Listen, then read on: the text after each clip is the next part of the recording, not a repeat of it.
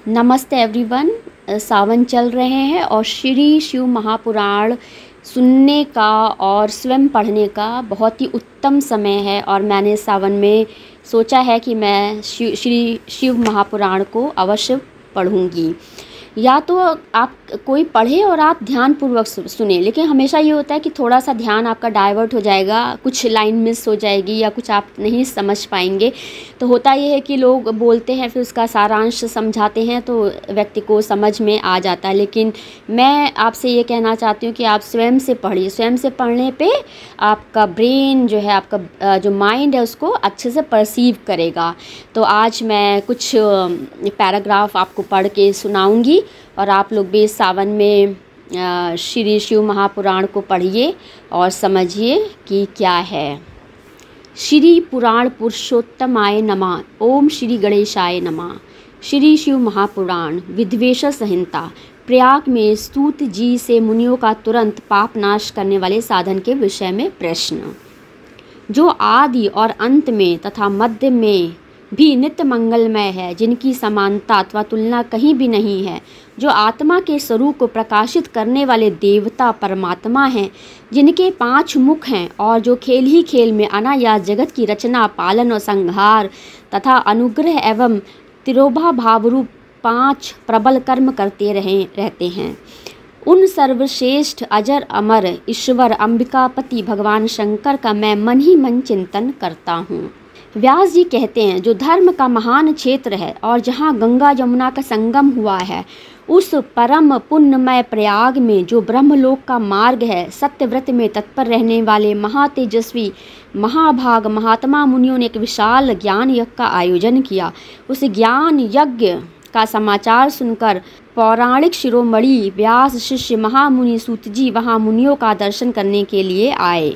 सूत जी को आते हुए देख वे सब मुनि उस समय हर्ष से खिल उठे और अत्यंत प्रसन्नचित्त से उन्होंने उनका विधिवत स्वागत सत्कार किया। तत्पश्चात उन प्रसन्न महात्माओं ने उनकी विधिवत स्तुति करके विनयपूर्वक हाथ जोड़कर उनसे इस प्रकार कहा। सर्वज्ञ विद्वान रोमहर्षण जी, आपका भाग्य बड़ा भारी है। इसी से आपने व्यास जी के मुख से अपनी प्रसन्नता के लिए संपूर्ण पुराण विद्या प्राप्त की, इसलिए आप आश्चर्य स्वरूप कथाओं के भंडार हैं। ठीक उसी प्रकार जैसे रत्नाकर समुद्र बड़े बड़े सारभूत रत्नों का आगार है, 3 लोकों में भूत वर्तमान और भविष्य तथा और भी जो कोई वस्तु है वह आपसे अज्ञात नहीं है। आप हमारे सौभाग्य से यज्ञ का दर्शन करने के लिए यहाँ पधार गए हैं और इसी व्यास से हमारा कुछ कल्याण करने वाले हैं, क्योंकि आपका आगमन निरर्थक नहीं हो सकता। हमने पहले भी आपसे शुभ शुभ तत्व का पूरा वर्णन सुना है, किंतु उससे तृप्ति नहीं होती, हमें उसे सुनने की बारंबार इच्छा होती है। उत्तम बुद्धि वाले सूत जी, इस समय हमें एक ही बात सुननी है। यदि आपका अनुग्रह हो तो गोपनीय होने पर भी आप उस विषय का वर्णन करें। घोर कलयुग आने पर मनुष्य पुण्य कर्म से दूर रहेंगे, दुराचार में फंस जाएंगे और सबके सब सत्य भाषण से मुंह फेर लेंगे, दूसरों की निंदा में तत्पर होंगे, पराये धन को हड़प लेने की इच्छा करेंगे, उनका मन पराई स्त्रियों में आसक्त होगा तथा वे दूसरे प्राणियों की हिंसा किया करेंगे, अपने शरीर को ही आत्मा समझेंगे, मूढ़ नास्तिक और पशु बुद्धि रखने वाले होंगे, माता पिता से द्वेष रखेंगे, ब्राह्मण लोह रूपी ग्रह के ग्रास बन जाएंगे, वेद बेचकर जीविका चलाएंगे, धन का उपार्जन करने के लिए विद्या का अभ्यास करेंगे और मद से मोहित रहेंगे, अपनी जाति के कर्म छोड़ देंगे, प्रायः दूसरों को ठगेंगे, तीनों काल की संध्योपासना से दूर रहेंगे और ब्रह्म ज्ञान से शून्य होंगे। समस्त क्षत्रिय भी स्वधर्म का त्याग करने वाले होंगे, कुसंगी पापी और व्यभिचारी होंगे, उनमें शौर्य का अभाव होगा, वे कुंसित चौर चर कर्म से जीविका चलाएंगे, शूद्रों का सा बर्ताव करेंगे और उनका चित्त काम का किंकर बना रहेगा। वैश्य संस्कार भ्रष्ट सर्वधर्म त्यागी कुमार्गी धनोपार्जन परायण तथा नाप तौल में अपनी कुंसित वृत्ति का परिचय देने वाले होंगे। इसी तरह शूद्र ब्राह्मणों के आचार में तत्पर होंगे, उनकी आकृति उज्ज्वल होगी, अर्थात वे अपना कर्म धर्म छोड़कर उज्ज्वल वेशभूषा से विभूषित हो व्यर्थ घूमेंगे। वे स्वभावतः ही अपने धर्म का त्याग करने वाले होंगे, उनके विचार धर्म के प्रतिकूल होंगे, वे कुटिल निंदक होंगे, वे कुटिल और द्विज निंदक होंगे। यदि धनी हुए तो कुकर्म में लग जाएंगे, विद्वान हुए तो वाद विवाद करने वाले होंगे, अपने को कुलीन मानकर चारों वर्णों के साथ वैवाहिक संबंध स्थापित करेंगे, समस्त वर्णों को अपने संपर्क से भ्रष्ट करेंगे, वे लोग अपनी अधिकार सीमा से बाहर जाकर दो चित्त सत्कर्मों का अनुष्ठान करने वाले होंगे। कलयुग की स्त्रियां प्रायः सदाचार से भ्रष्ट और पति का अपमान करने वाली होंगी। सास ससुर से द्रोह करेंगी, किसी से भय नहीं मानेंगी, मलिन भोजन करेंगी, कुंसित हाव भाव में तत्पर होंगी, उनका शील स्वभाव बहुत बुरा होगा। कलयुग की स्त्रियां प्रायः सदाचार से भ्रष्ट और पति का अपमान करने वाली होंगी। सास ससुर द्रोह करेंगी, किसी से भय नहीं मानेंगी, मलिन भोजन करेंगी, कुंसित हाव भाव में तत्पर होंगी, उनका शील स्वभाव बहुत बुरा होगा। वे अपने पति की सेवा से सदा ही विमुख रहेंगी। सूत जी, इस तरह जिनकी बुद्धि नष्ट हो गई है, जिन्होंने अपने धर्म का त्याग कर दिया है, ऐसे लोग ही लोक और परलोक में उत्तम गति कैसे प्राप्त होगी, इसी चिंता से हमारा मन सदा व्याकुल रहता है। परोपकार के समान दूसरा कोई धर्म नहीं है, अतः जिस छोटे से उपाय से इन सबके पापों का तत्काल नाश हो जाए, उसे इस समय कृपया पूर्वक बताइए, क्योंकि आप समस्त सिद्धांतों के ज्ञाता हैं। व्यास जी कहते हैं, उन भावितात्मा मुनियों की यह बात सुनकर सूत जी मन ही मन भगवान शंकर का स्मरण करके उनसे बोले। सूत जी कहते हैं, साधु महात्माओं, आपने बहुत अच्छी बात पूछी। आपका यह प्रश्न तीनों लोगों का हित करने वाला है। मैं गुरुदेव व्यास का स्मरण करके आप लोगों के स्नेहवश इस विषय का वर्णन करूंगा।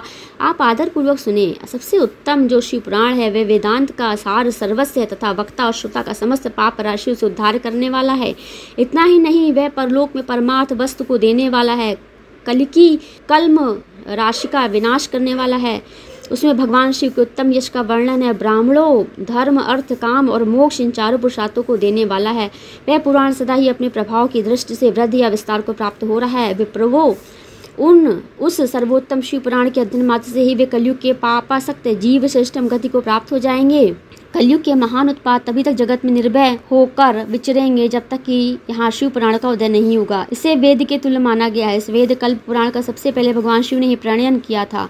विद्वेषा संहिता, रुद्र संहिता, विनायक संहिता, उमा संहिता, मातृ संहिता, एकादश रुद्र संहिता, कैलाश संहिता, शतरुद्र संहिता, कोटि रुद्र संहिता, सहस्त्र कोटि रुद्र संहिता, वाववीय संहिता तथा धर्म संहिता, इस प्रकार इस पुराण के 12 वेद और खंड, ये 12 संहिताएं अत्यंत पुण्यमय मानी गई हैं। ब्राह्मणों, अब मैं उनके श्लोकों की संख्या बता रहा हूँ, आप लोग वह सब आदर पूर्वक सुने। विद्वेष संहिता में 10,000 श्लोक हैं। रुद्र संहिता, विनायक संहिता, उमा संहिता और मातृ संहिता, इनमें से प्रत्येक में 8-8 हजार श्लोक है। ब्राह्मणों, एकादश रुद्र संहिता में 13,000, कैलाश संहिता में 6,000, शस्त्र संहिता में 3,000, कोटि रुद्र संहिता में 9,000, सहस्त्र कोटि रुद्र संहिता में 11,000, वावीय संहिता में 4,000 तथा धर्म संहिता में 12,000 श्लोक हैं। इस प्रकार मूल शिव पुराण की श्लोक संख्या 1,00,000 है, परंतु व्यास जी ने उसे 24,000 श्लोकों में संक्षिप्त कर दिया है। पुराणों की क्रम संख्या के विचार से शिव पुराण का स्थान चौथा है, जिसमें 7 संहिताएं हैं। पूर्व काल में भगवान शिव ने श्लोक संख्या की दृष्टि से 100 करोड़ श्लोकों का एक ही पुराण ग्रंथ ग्रथित किया था। सृष्टि के आदि में निर्मित हुआ यह पुराण साहित्य विस्तृत था। फिर द्वापर आदि युगों में दैपायन,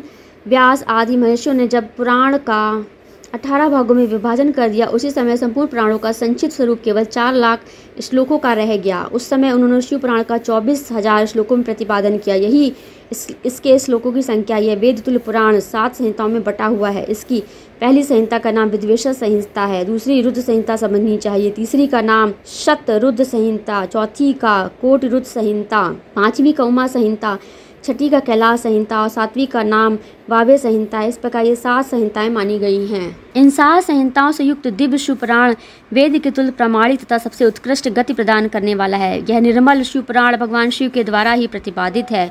इसे शैव शिरोमणि भगवान व्यास ने संक्षेप से संकलित किया है। यह समस्त जीव समुदाय के लिए उपकारक, त्रिविध तापों का नाश करने वाला, तुलना रहित कल्याण प्रदान करने वाला है। इसमें वेदांत विज्ञान में प्रधान निष्कपट धर्म का प्रतिपादन किया गया। यह पुराण ईश्वर रहित अंतःकरण वाले विद्वानों के लिए जानने की वस्तु है। इसमें श्रेष्ठ मंत्र समूह का संकलन है तथा धर्म, अर्थ तथा काम और त्रिवर्ग की प्राप्ति के साधन का भी वर्णन है। यह उत्तम शिव पुराण समस्त पुराणों में सर्वश्रेष्ठ है। वेद वेदांत में वेद रूप से विलसित परम वस्तु परमात्मा का इसमें गान किया गया है। जो बड़े आदर से इसे पढ़ता और सुनता है, वह भगवान शिव का प्रिय होकर परम गति को प्राप्त कर लेता है। तो ये मैंने कुछ पैराग्राफ जो है आपको पढ़ के सुनाए हैं, और इस सावन में आप लोग डेली जो है पाठ करिए, शिव महापुराण पढ़िए, खुद से पढ़िए, खुद से समझिए, और वो ईश्वर जो है हमें मोक्ष के साधन बताता है कि हम क्या क्या विधियाँ अपनाएं जिससे कि हमें मोक्ष की प्राप्ति हो। एक ना एक दिन तो हमें पंच तत्व में विलीन होना ही है। तो तो भगवान शिव जो हैं हमें तत्वों में विलीन कर देते हैं। इसी को मर्जिंग कहते हैं। When you merge with the God, जब आप उस ईश्वर से के साथ मिल जाते हैं, वो ईश्वर तो कण-कण में विद्यमान है, अर्थात आपका जो मर्जिंग है, जो आपका योग है उस ईश्वर के साथ, जो पूरे पंच तत्वों में आप विलीन हो जाते हैं। आप सभी को सावन की फिर से हार्दिक शुभकामनाएं। और आप लोग ओम नमः शिवाय का जाप करिए, देखिए कितनी ऊर्जा आपको मिलेगी। और खूब खुश रहिए, खुश रह के ईश्वर की पूजा करिए। बच्चों को भी मार्गदर्शन में लगाइए, बच्चों को भी किताबें पढ़ने दीजिए, उनको भी समझाइए, उनका भी मार्ग प्रशस्त करिए और उनको भी बताइए कि आलस भाव से दूर रहें। और आज का समय बहुत ही कठिन है, इस कठिन समय से हम सभी को बाहर निकलना है। Thank you everyone. नमस्ते एवरीवन।